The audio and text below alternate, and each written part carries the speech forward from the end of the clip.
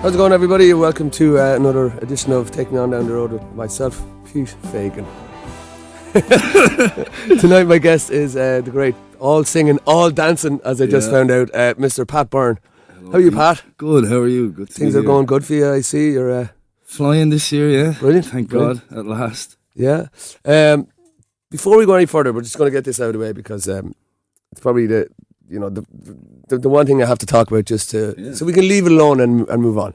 No worries. Tell me a little bit about The Voice and what it's been like since The Voice for you. Well, The Voice, as you're fairly familiar with yourself, you had a similar experience, it was great at the time. And look, I still have no regrets about doing it, really. It opened up a lot of doors for me, and since then I've been able to make a living off music. But it's not really what I'd like to be known for forever, and it's kind of a hard thing to shake, especially in this country. Yep. So, I mean, while it was great fun and all, I was 20 years old doing it, and I was treated it as a bit more of a party, and every week I got to be on TV, and I just, it's fun to be on TV when you're 20 years old and sing, and especially winning it, I just, it was a big kind of ego boost, and I let that kind of, ran with that for a year or two, and then realised that the party was over and I kind of was starting from scratch again. Yeah. And I ended up kind of back where I was before The Voice, just gigging full time, trying to make a living. And I love it, absolutely. It's like you realise you then have to find yourself. And I from experience with me, I had already been out gigging for years and years and making a few quid here and there. And as you wanted music to be your career, so you saw it as that stepping stone. Yeah. But then you realise, after doing it, I need to be. This is serious for me. This is not just I don't want to be just some guy in the corner of the bar playing songs. Exactly. So and I was, as same as yourself, I was that for 3 or 4 years since I was able to hold a guitar. I started gigging when I was in school, and so I knew about gigging, and I saw it as a way to get more gigs and to try and get busier. I never saw myself winning the thing, or never took it as seriously as some people might have. I never thought I was going to be winning Grammys off the back of it, or touring. I just wanted it to Although be my they will job. tell you that.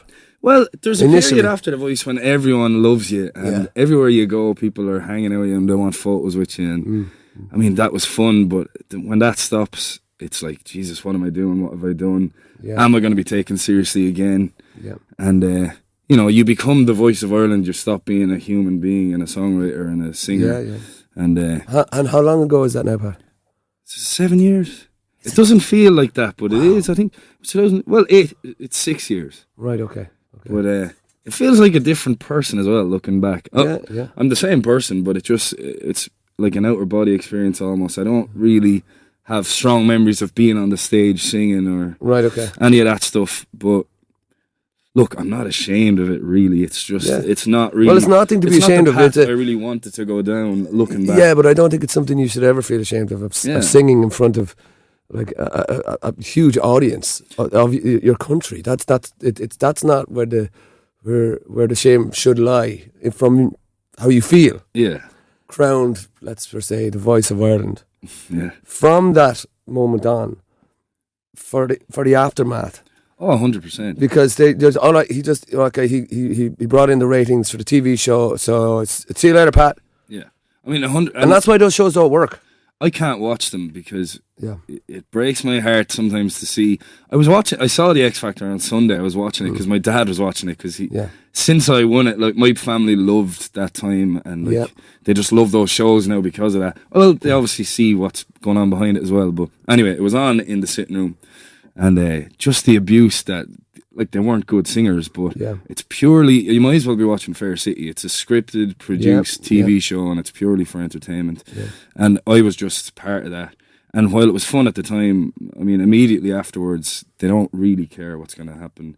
But I mean, I signed up for it as well. But that's why the format doesn't last, though. Yeah. That's why it lulls, because Pat isn't given the opportunity that Pat thinks he's getting by winning it. Yeah. It's from winning it afterwards, it's where it should. Then somebody should be like, right, Pat, we're bringing you to America.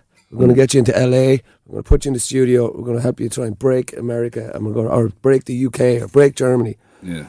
And it's because most people watch it now and they go, yeah, that's entertaining. It's funny. It's making Egypt out of your man. Blah blah blah. I'm talking about X Factor. I'm not talking about what you did.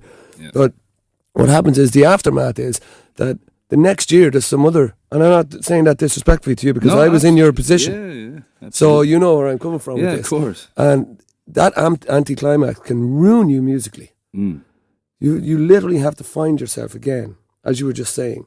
And it's 6 years on now for you. I mean, and I guarantee you're only starting to find yourself now. This year is the first year I've seriously started writing songs and thinking about making a career doing my own stuff. Yeah.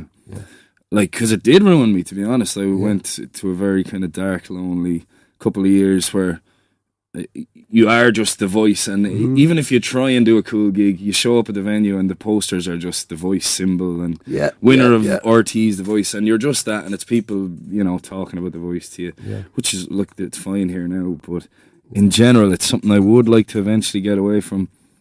But yeah, they definitely do not care what happens. I came from RTE, and that's how I was conceived. My and there is that perception from them too that they like, Pat was nothing before he walked in our door. Yeah, exactly. But I'd be very surprised if anyone in RT plays any of my songs now that they're finished.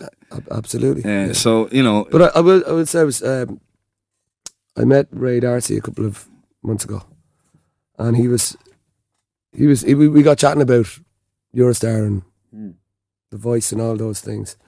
So he actually said to me that there should be some sort of a support network set up for not you. You're strong. You're a strong musician. You're a songwriter. You know it's only a matter of time before you start finding your actual voice again. Yeah. The real Pat Byrne. Yeah. But there is other kids who do those shows that there's nowhere to go after this. I'm a failure. They're walking down their hometown. People are looking at them going, "He lost. He was never any good anyway." Absolutely.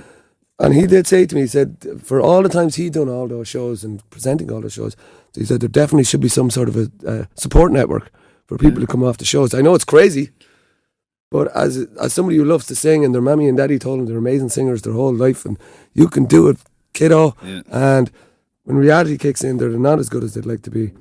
Where did it go from there? Well, it's like, it's hugely damaging. And I won the show, and I had a massive period of that as well, because you win it and you're expected, you know, to go on to great things, and as soon as your album's not number one and you're not doing great, people are like, you know, you carry as soon as you don't do something that they want you to do.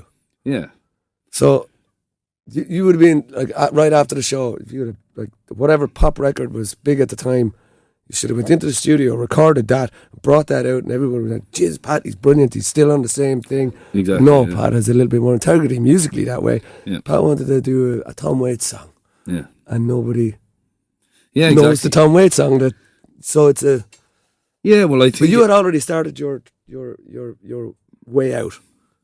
Well, immediately after I won, I have to say I did get a degree of support.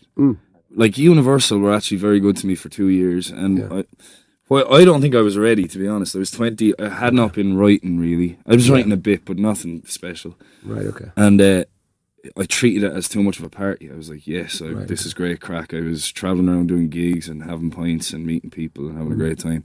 Went off to do this album with Universal, and it was just outside London, and I sat with like a team of songwriters, and they were all big hitters. Like one of the guys wrote Hero for Enrique Iglesias, and they were writing pop records all the time.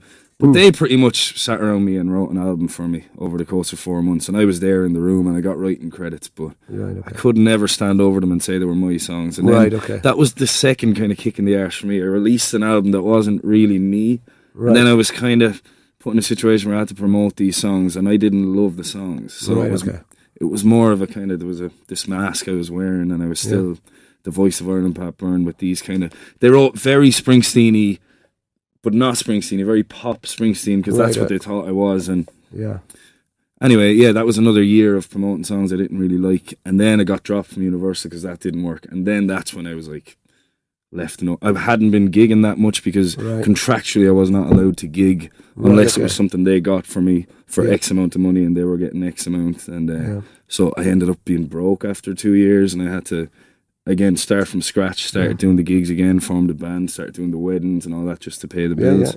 Did that for 4 or 5 years, and now that's when I started feeling really empty. My soul was just gone. Music wasn't music anymore. It was a job. It was a way of making money.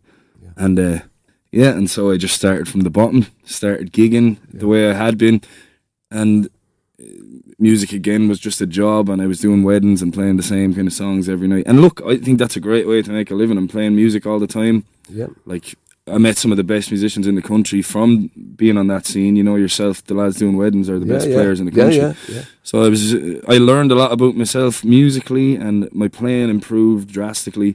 But there was no real soul in there, and I was like, I have to start writing and I have to start doing my own thing, or I can't do this forever, just this. I need some kind of voice. Yeah.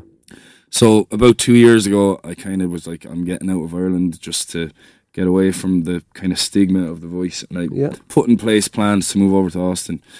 And I stopped taking any gigs, which was very scary because I'd reached a level where I was making money, and I was, you know, on the corporate and wedding and pub scene. You can make a good living there doing that all the time. Yeah. But I just stopped taking any gig and any bookings, and I saved up. And this January is when my kind of sheet was cleared, and I moved over to Austin and started writing and recorded 7 songs and putting together a bit of a tour now of just original stuff. And it's amazing. Like I'm kind of a little bit broke, but like, it's been definitely worth it. But your heart is... my heart is rich. As cliche and cheesy as that is. Yeah. And there are a few... I have to do a few weddings here and there. And look, again, great crack. I totally enjoy them. I'm not saying I'm not going to go back doing them again. But I needed these couple of years just to myself to be... It was actually... I met you 3 or 4 years ago. I don't know if you remember this, at the fashion show for Chernobyl. You were singing at halftime, and I was fashioning. You were modelling. I was modelling suits. I said it earlier. All singing, all dancing.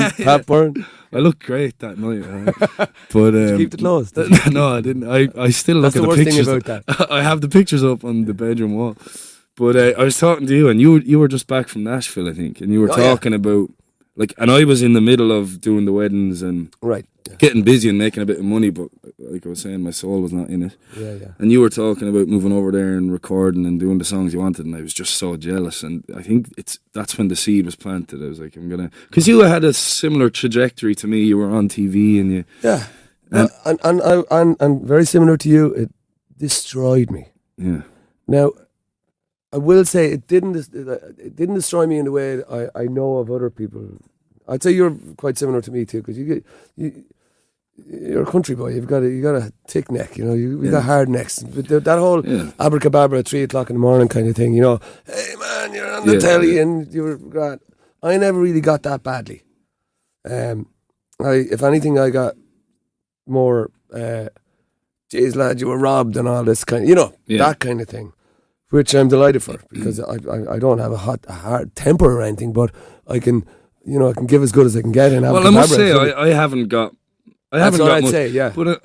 much abuse or any negative. It's generally positive. But even that, for me, just reminds me that I've failed, kind of. Which it might be a stupid thing to say. I haven't failed at anything. Here's the thing, how do you... And I get you. But when other people are listening to us right now and they hear Pat Byrne saying that he failed because he won, it's hard for them to take in. How is that possible that he failed? Well, I mean, me and I'd imagine yourself, we love music for the sake of music, and it's nothing to do with fame or TV there's a degree of shame I have about being involved in reality TV, and just it's not real, ironically. So I just, when people talk to me, they're like, "Oh, you won this." I'm like, "Yeah, I won that," but I'm not making real music, and I'm not doing what I want to do, and I'm not reaching the audiences I'd like to reach, and it just reminds me that I'm not in a place where I'd like to be, and that's kind of what I'm. But you know, there's a very comforting thing in that too for you that I had to find myself too. That it's what you were expecting from yourself. So that is actually progression for you. You should walk away going, I think I'm capable of doing better. What they want me to do is actually the voice. Yeah, exactly. Or do a cover version on the radio right now. And so you should feel better about that than you think, because that's your involvement in music. As you say, you were 20 when you started, so you were, let's have the party, drink a few pints, I can sing a few songs, grand. I'll do a Raglan Road for you, no bother, lad. That's fine. But now, when you start that feeling of, I need to be able to do something more here, I need to be able to gratify myself in a different way, that's musical maturity. Yeah. That's something to be proud of. Don't feel that shame anymore, because you don't deserve to feel that. I must clarify, this year I feel amazing, and I just feel great about music again. Yeah. And I've, there's been a big distance, like there's a lot of time has passed since I won that show. So I feel I'm not getting it all the time now, or it's not hanging over me all the time that I'm the voice of Ireland, but definitely because I'm writing and I'm doing shows that I want to be doing and playing original music to people that want to hear it, I feel great. I don't feel this. I'm probably giving an impression that I'm walking around depressed all the time. Yeah. I'm not really, but just in the music. But we can clarify that. Musical depression is completely different than manic depression. Yeah. Musical depression is just something that you're just thinking to yourself, someday I'm going to get there. Yeah. But right now I feel shit because I just didn't get there. Right, I'm not there right now. Yeah. But I do know that I'm going to get there eventually. Yeah. And if people see that and they grasp it and they go, Jesus, didn't Pat do well? We always knew that Pat had that other bit to him. Yeah. That's in your head. You're going, but it's different. It's a different level of. It's not depression. It's feeling oppressed. Definitely. Yeah. Musically, that you can't just burst out of that bubble with that great song that you know it's in you, but you just haven't written it yet. Yeah. So, and let me move on from all that right now. So we're done with The Voice and reality TV. And I did say to you earlier, how do we approach it? And I meant that in a way that you could talk about it the way you wanted to yourself and explain it to people. Yeah. But a couple of days ago, Instagram, Facebook, all that kind of thing is great for being able to hear music. Mm-hmm. It's also great for oversaturating music to ruin stuff for you. But your Instagram, we're friends on Instagram and stuff, and because we've been in touch for a few years on and off. Yeah. People coming up and telling me they were actually Pat Byrne. I texted you one time from Dubai telling you, Pat, there's a guy here telling me that he's actually Pat Byrne, and he doesn't realise that I know Pat Byrne. And I texted him straight away. I get that so much. There's a lot of big ginger men out there claiming to be me, and I get Snapchats all the time. Look, my friend Mitchell. But I remember your man said to me, "No, I'm Pat Byrne," and he wanted to sing. I was playing, and he wanted to get up and sing. I said, "Dude, you're not Pat Byrne. Pat's a buddy of mine. I know him for years." And he's like, "No, I'm actually Pat." And I said to him, "What's my name?" And he looked at me and said, "You're Pete." And I had to think about it for a second. I was like, "Is that Pat?" But obviously my poster was in the thing. He was after looking around. He knew exactly who I was. But then I text you, and I showed you, man, the text from you saying that that's actually Pat. He just texted me to say blah, blah, blah, blah, blah. So you're a lot more famous than you think you are, even across the water. So, but anyway, a couple of days ago, the usual thing with Instagram is like 40 seconds long or something. It's never enough. But when I heard your new song, I rarely do it. As you know yourself, songs come up all the time. This song came up, and I went, "Holy crap!" I let my wife hear it. I said, "Did you hear that? That's Pat." And she's like, "Pat, yeah." No. I said, "No, that's Pat. You have to listen to this." I was in a pub earlier on today, meeting a buddy of mine for lunch. I was like, "You know Pat that was on The Voice?" He said, "Yeah." I said, "This is his new song. Have a listen to this." He said, "Man, that's very catchy." Yeah. And the song has been stuck in my head from since I contacted you for doing the show. And do you do an acoustic version of it? Yeah, I did one yesterday for the first time with Sue Nunn in here. Oh, great! I see you here. Yeah. Yeah, I do. It is, it's a big powerhouse kind of rock tune, so it's hard to do it justice. But I do an acoustic version. We'd love to hear it. It's the title track of the new songs coming out, and it's it's a bit apt because it's about your life being not the regular life and taking the road less travelled and following your passions and the kind of stigma that you have to come up against where people want you to fit into a mold and want you to get a real job and stop playing music. That's what I generally find. Yeah. And so I wrote this song just kind of frustrated at people not understanding that I'm happy to do this and it doesn't matter if you're it's not where you want to be.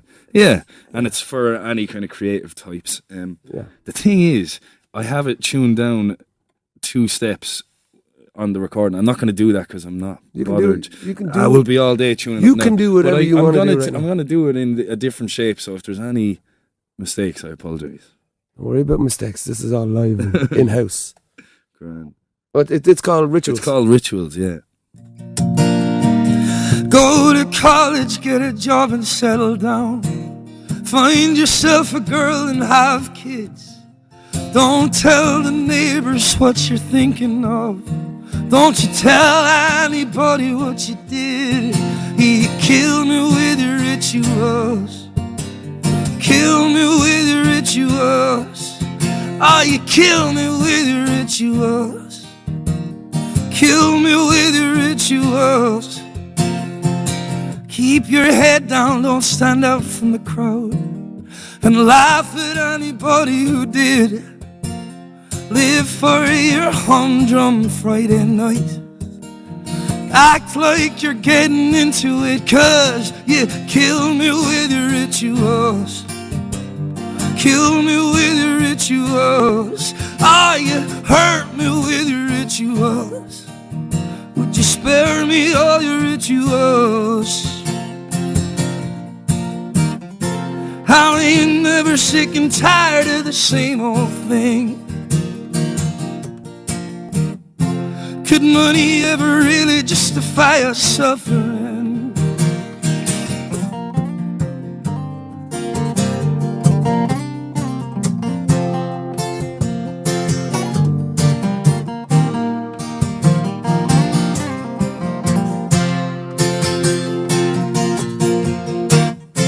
How are you never sick and tired of the same old thing? Can money ever really justify our suffering? 'Cause you kill me with your rituals, hurt me with your rituals, never stopping with your rituals. Would you spare me all your rituals? 'Cause you kill me with your rituals. Ah, you hurt me with your rituals, and you're never changing with your rituals. Would you spare me all your rituals? Yeah, you kill me with your rituals. Ah, hurt me with your rituals. You're never changing with your rituals. I'm sick of all the rituals. Please.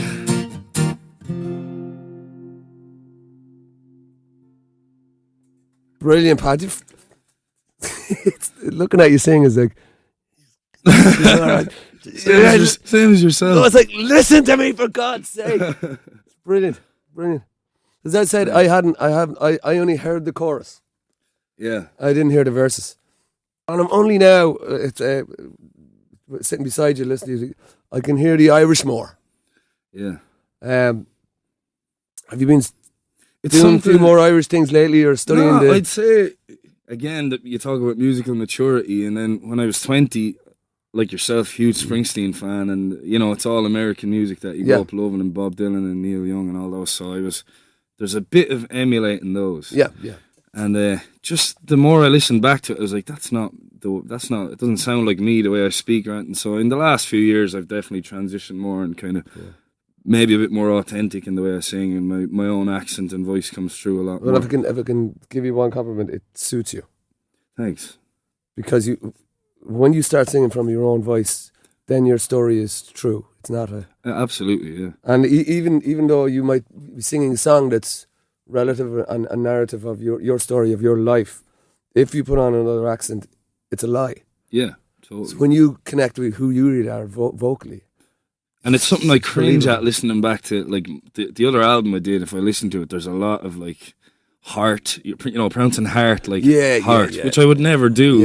And I'm just glad I've kind of realised that and got it out of my singing. And I remember listening to a Christy Moore interview where he was talking about when he was back with Planksty and the boys, and he would almost be imitating Luke Kelly. You'd hear that big Dublin accent coming over him that he didn't speak with.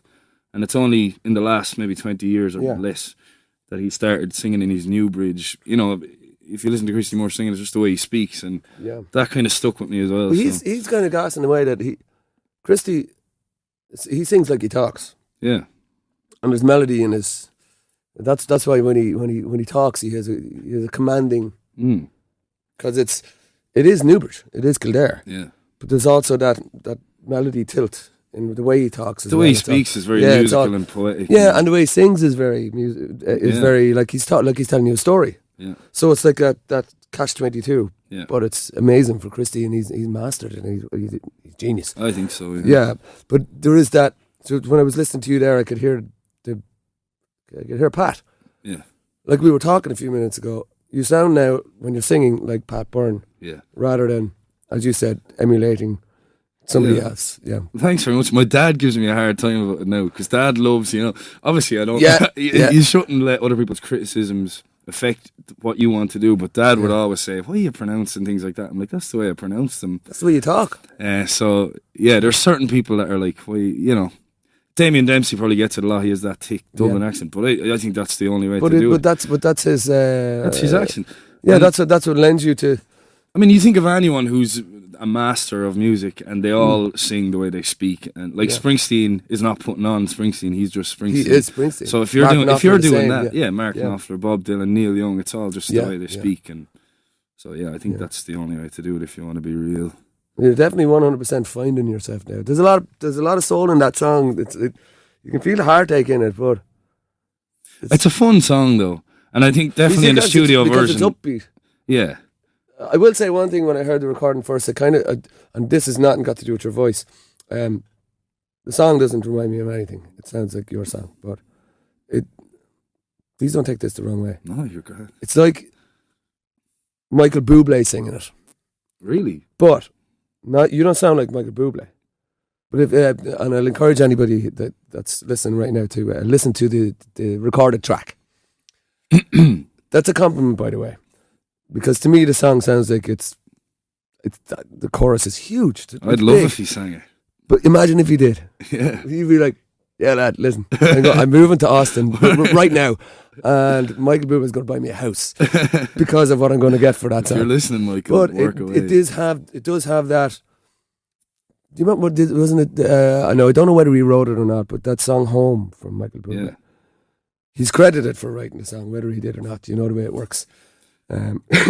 Home, as in feels like home. No, the other one. I know what you're talking about. Home. I wanna go home. Let me go. Let me go. Right. Lovely song. Yeah.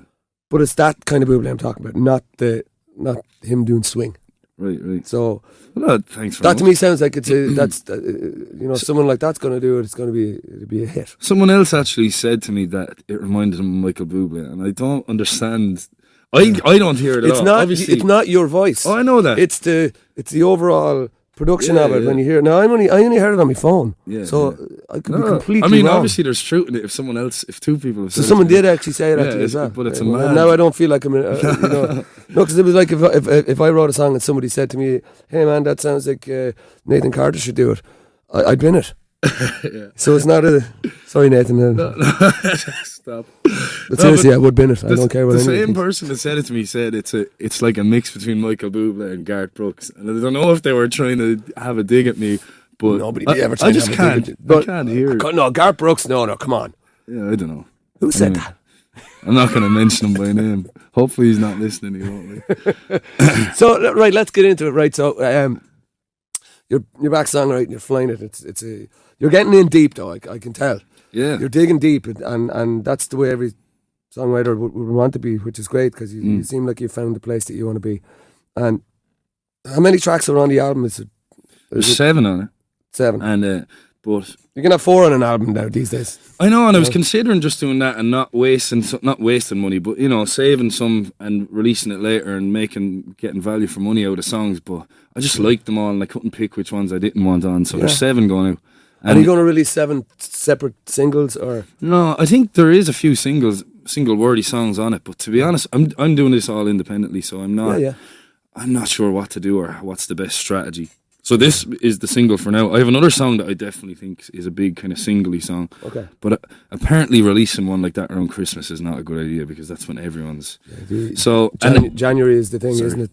Yeah, well, I'm going back to the States in January, so I don't... It's all up in the air.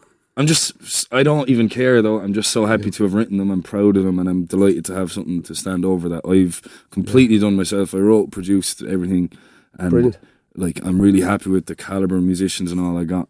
And was that recorded in the States, or? Half of it was there. Yeah. Half of it was in Windmill Lane. I think that's where you did it. Yeah, Niall was in there. Yeah. And Jason Duffy played drums, and Jack Marr played guitar and bass, and I have a few more friends. Declan Quinn from Republic of Loose played keys on it. Yeah, brilliant. So I've a serious amount of musicians on it between all the songs because they were all done in a different place with different people. Yeah. So there's like a vast array of genres and styles on the album. How did you find the difference of recording in the States and here now? The States was more relaxed because I had so much more time there. Right. I was there for like 5 months before I came back, and in all that time I was writing and recording while I was writing, and it was in and out to the same studio with the same guy, and I loved it, and he was amazing. And I was hoping to have it finished before I came back to Ireland. Right. Came back in June, and I still had 4 songs that I really wanted to record. Yeah. So I went into Windmill Lane, which is not cheap, so I tried to do them all in 2 days. Yeah. And I got Jay Duffy doesn't mess around in the drums, so solid 4 drum tracks. Jack was amazing, so had lots of stuff to work with. And Niall's amazing, mixes while he goes. But then after that, there was so much more overdubs and everything, so it was a bit all over the place. So it went up to Michael Buckley, he put horns on some of the songs and he mixed some of them. Went to Deck's house and he put some keys on some of the songs. So it was kind of whenever I could grab hold of someone, I'd get something done. So it was a bit more stressful over here. Yeah. But at least the songs were written and I knew what I wanted to do with them. And did you get to write your name on the wall in Windmill? He kept saying, John said to me yesterday to write my name here, and I forgot. And it was the same up there. They kept saying, write your name before you go. And the thing about the one in Windmill is great is that everybody takes a picture at the wall as well. So you don't know who's going to be there, ever. So if you follow Windmill on Instagram or something, so if you have your name there and your pictures, they take a Polaroid of you and they put it on the wall.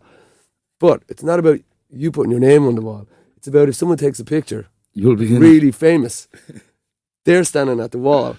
So you like say, like Hosier did it the other day, and I was looking at.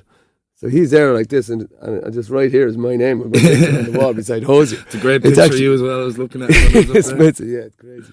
I'm raging I didn't as well because it's such a. Ah, you will again. So Jesus, I'll be up again. Hopefully. Of course you will. Yeah.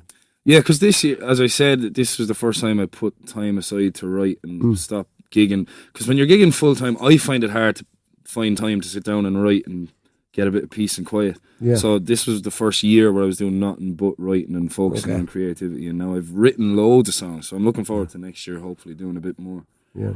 And you're heading back to the States when? Just after Christmas? January. I have a tour organised. Brilliant. Starting in Boston, New York, and then down to Houston, Texas, and then Florida. All January's packed, and February, because that's their busy time, because it's too hot in the summer. Do you go to Nashville at all? I haven't been to Nashville yet, but hopefully now when I go back. Yeah, do let me know when you get there. You're over and back a bit to Nashville. No, not really Nashville now. More New York, but definitely go to Nashville. It's it's the whole Broadway thing in Nashville. It's like Temple Bar, but then there's the side streets, and that's where you hear the alternative country guys. Although in saying that, on Broadway, the quality of the bands are absolutely phenomenal. Really, yeah. Like, you've got guys who are playing, it's like the Temple Bar thing. Johnny's playing the fiddle to tourists on a Monday, and the week after he's touring with Stockton Swing, Yeah. Over there, it's like Johnny's playing the guitar and singing, and in the bar doing Garth Brooks covers and doing Waylon Jennings and Dwight Yoakam and all, and then like the year after that, at the weekend, he's with Brad Paisley or Alan Jackson at the weekend. It's like those guys are. I need to get there. Everyone says Austin is a mini Nashville, and I love Austin, so I can imagine. Austin is a lot more alternative. Yeah, it's a darker side of the country. Yeah. But it's so. Have you been to Austin? No. But I know a lot of. I'll be there all next year if you want to come over for a gig. Of course I will. Let me know. Try to be at nothing. Yeah. But yeah, Austin, and like that, there's 6th Street, which is very Temple Bar-esque, and it's packed and it's great fun. But it's when you kind of roam outside of that and find the little quaint spots. Yeah. And did you find it easy to get going playing out there? Surprisingly, yeah, because I have management over there. Right, okay. And he's just great at putting the feelers out, and I got into a studio very quickly, and then through that studio I met musicians to play gigs with, and through those yourself, you meet people, and then it's well, see, there you go. That's the thing. If you've got the goods, you obviously have the voice, and you're a musician. They're always they're in demand. Yeah. Although it's same as Nashville. You feel like such a tiny fish, which I love because it's inspiring, and you're looking at them. Yeah, exactly. Whereas here, you take for granted the gigs you get, and not that Ireland, like the talent here is unbelievable, but when you compare it somewhere like Nashville, where everyone is a career musician and everyone, but we have a different work ethic here. As in, you can walk into one bar and be amazing. Mm-hmm. And you'd be going, why are they playing here? They should be playing in, big shows and stuff. And then the next place you walk into and there's some lad with a karaoke machine. Yeah. We're spoiled here, I think. Yeah, we are spoiled here. People don't appreciate it. We've been spoiled since the 50s here. Yeah. And that's why it's become that way. That people walk into a bar now and they go, oh, there's music there. So whatever, yeah. Yeah. We walk into another one, there's going to be somebody else singing, or another one, there's going to be somebody else singing. Whereas in the likes of, in the States, especially New York, and there's not that much music. So when people find music, they stay there. And when there is music, you're paying to listen to it. Absolutely. And in Austin especially, they don't want to hear covers. If you're playing covers, they'll leave, or they just want to hear your music. They're really into it. And but it also gives you the right though when you're here, when you're playing a few songs, and people are going like, why aren't you playing Galway Girl and Brown Eyed Girl? And they get up and they leave, or they come over and give out to you for not playing it. And at least you can say to them, listen, you can get your money back at the door there if you want. 'Cause they're not paying anyway. Exactly. Yeah. You have to be happy too. Yeah. So let's say where that you picked up the guitar and it changed you. Was there ever that feeling? Yeah, I was a drummer growing up, cool. And still probably consider myself drummer first and foremost, as in it's my instrument that I'm most accomplished on. Yeah. But my dad always wanted me to play a melody instrument, so I played a lot in the local orchestra and marching bands growing up, and Dad finally got me a guitar when I was 15, and I was a big Johnny Cash fan because Dad loves Johnny Cash, and there was always Johnny Cash CDs lying around. And they're fairly simple 3-chord songs. So the first song I ever sang was Folsom Prison Blues. Yeah. I'm sick of singing it now, and it's not one I particularly... Do a verse and a chorus. I'll do a verse and a chorus. 1, 2...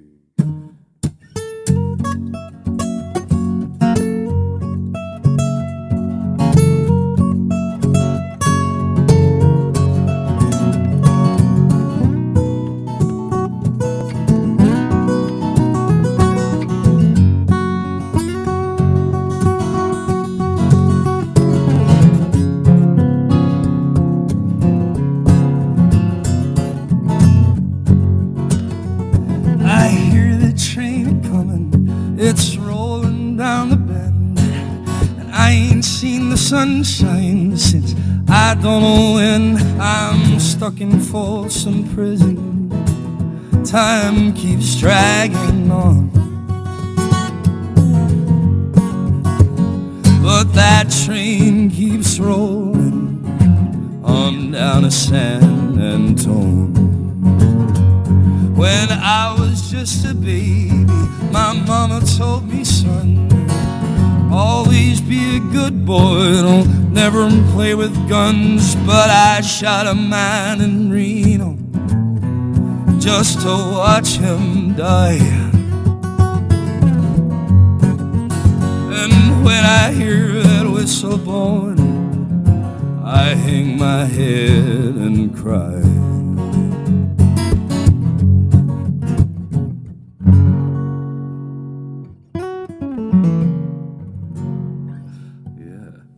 Beautiful. Can't beat Johnny. No, when I started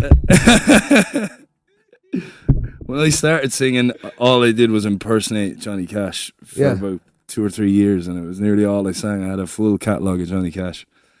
That's going back to my impersonating people. And you didn't go wrong doing it. I remember when I was a kid, when everybody else was listening to Nirvana and Guns N' Roses, I was listening to Willie Nelson. Yeah.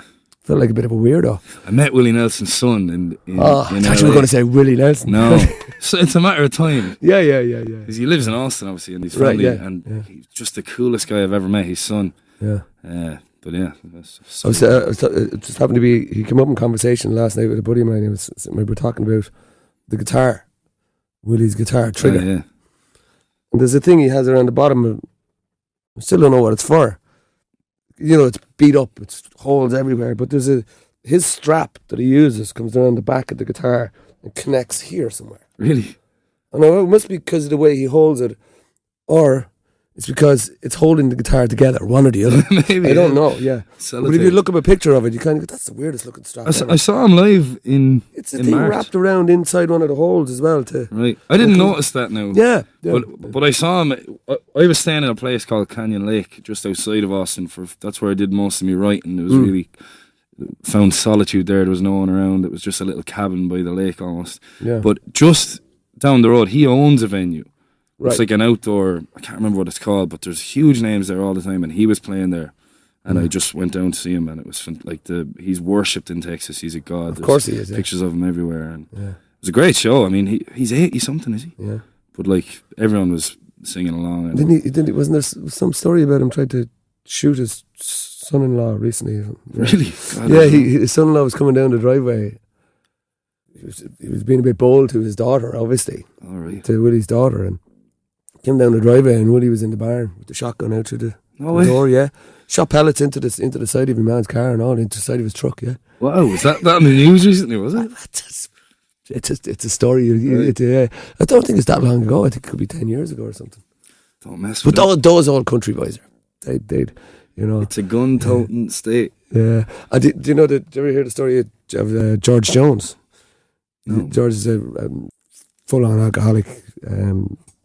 He was going through his period of drinking, and he wasn't allowed to drive any cars. All the cars in the driveway, keys were taken. No, they wouldn't let him drive anything. His family was kind of locking him in the house and all that kind of thing. He stole the ride-on lawnmower and drove down the freeway, the motorway. There's a video on YouTube. You can look it up. Just type in George Jones arrested by cops. He is flying down the motorway. Cops come up on the cop cam. You can see them going up to him, walking him, and they get to the ride-on lawnmower. It's George Jones trying to get his way to the pub. Wow. God. These guys are crazy, yeah. What happened to him? He was surely... He was arrested, yeah. There's lots of pictures of him with the numbers across him in the cell and all, yeah. On the highway. Well, Willie was arrested a few times as well. Oh, I'm sure he was, yeah. So you're going to will you give us another tune, another one off the... Well, we were talking about guns there. So when I was living in that place in Texas, just 40 minutes from me, I don't know if you remember last November, I was there last November for Thanksgiving. Yeah. And just about 40 minutes from where I was, a fella broke into a church and shot I don't know how many people and killed them, and it seemed there was a period over there where it was every week or every couple of days there was some kind of mass shooting, and it was just terrifying for me. And also there was a guy kind of bombing houses in Austin indiscriminately. He was sending packages to houses, and around where I was living, like 10, 15 minutes from my house, people being killed at their doorstep, opening up packages, and there's just an insane thing happening over there where people are losing it, and they have easy access to these weapons. And I wrote this song just because there was so many different scenarios and different... Yeah, I'll give this one a go. She doesn't like air conditioning. No. Yeah, this one's called Toys, and it's kind of just about... they're so pro-gun in Texas. The excuses they'll come up with to defend their rights. It's big business, you see. And I have to say, over there, the lines get a bit blurred because it's so normal for people to have weapons, and there's signs everywhere, no guns in here and that kind of thing. Yeah. And it's kind of hard to know. There's no real easy way out of this, and it's just kind of been going on for a while. But anyway, this is called Toys.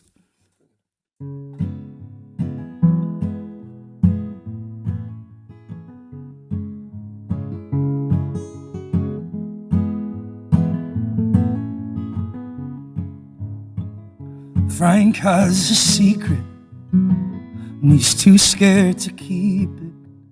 The voice getting louder is counting the hours.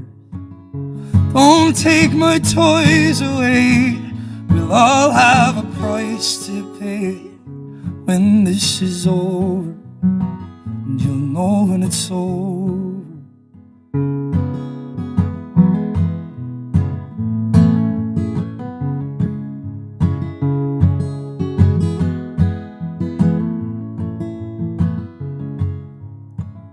Caitlin is curious, and sometimes she's furious. She likes the smell and sound of the new toys she found. And it's not that she's evil or believing that she thinks more than the average 8-year-old. She just wants a toy to hold.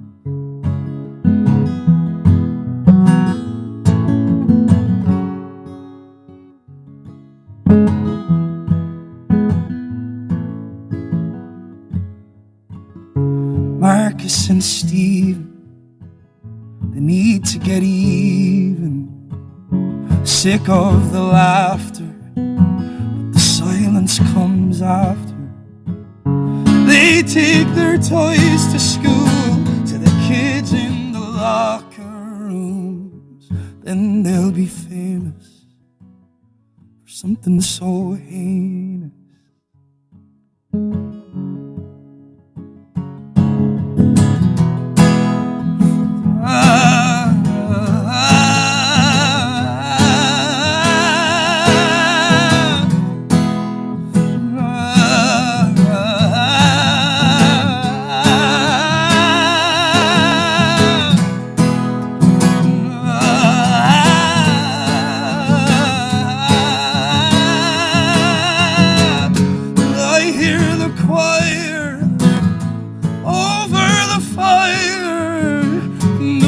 And sacred, just can't match the hatred. And it isn't the first time, and it won't be the last time that freedom will leave us to pick up the pieces.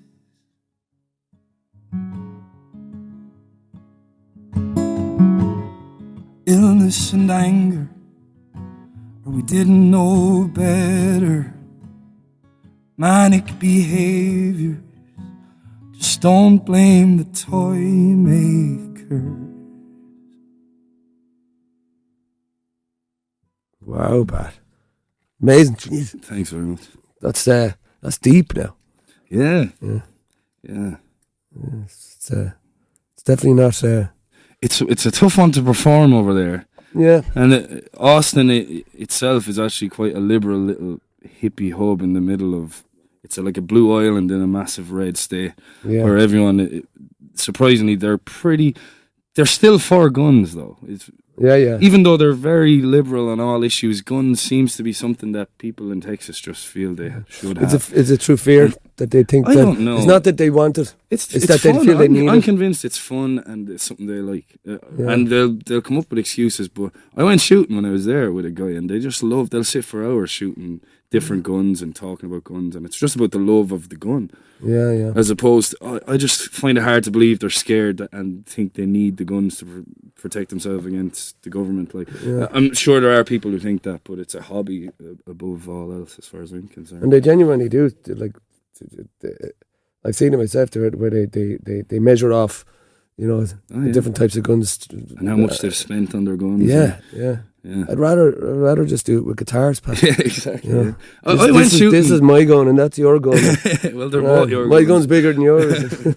It is. But it's a topic over there that's, you can get into hot water fairly quickly too over there if you're. Luckily, the kind of Irish play the gobshite kind of card, just be a bit of a charming lad. They don't really.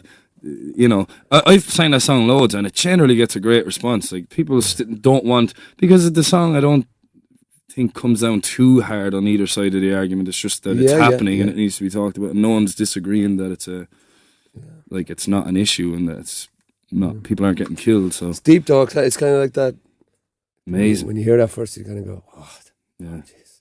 That's a bit like that, Pat. It's in there. That needs to be heard on a different level. That audience, that sit down audience, that a lyric listener. Yeah, you couldn't be singing it. It's very well written. It's very well written. Well done. Thanks. It's great. So, Pat, we've got about 5 minutes left, and we. I think you have to sign our thing anyway before you go. But we'll do. I think me and you just go for a pint, will we? I'd love a pint. Yeah. Will we go downtown for a pint? Is there a song you'd like to sing together? No. Do you do Dancing in the Dark at all? Ah, yeah. What key? Yeah, so we've come to the end of the show for this week, Pat. First of all, I want to thank you for coming in, and I'm actually delighted that I kind of rediscovered you for myself. because I haven't seen you around for a while and stuff like that. I'm delighted to know that you're back in the game. You're back writing. You're doing stuff for you, and it's about the songs, how you feel about what you want to do with your career, and that's the main thing. And I'm 100% delighted for you. You're writing some great songs, and congratulations on that. But before we go, we'll do a bit of an old Bruce song between the two of us. We can do Dancing in the Dark. I'll take a verse, you take a verse. We'll have a bit of fun, and then we'll go for a pint. Nice one, sounds good. So, thanks for having me. Pleasure to be here. You're doing great stuff, Pete. Pleasure, thanks, Pat. So what we'll do, thanks everybody, and I'll see you all next week for another Take Me On Down the Road. This is myself and Pat singing a tune. See you later.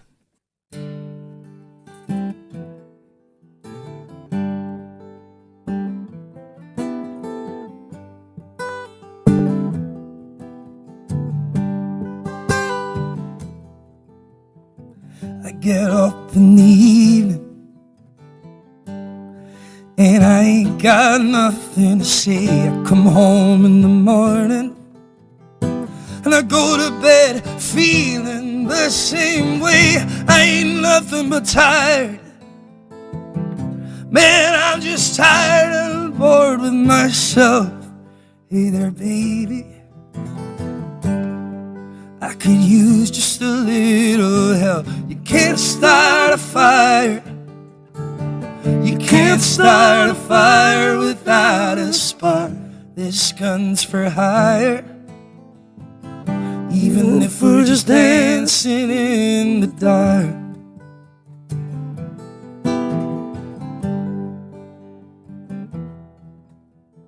The messages keep getting clearer.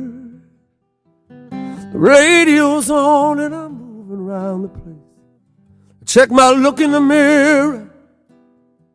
I wanna change my clothes, my hair, my face.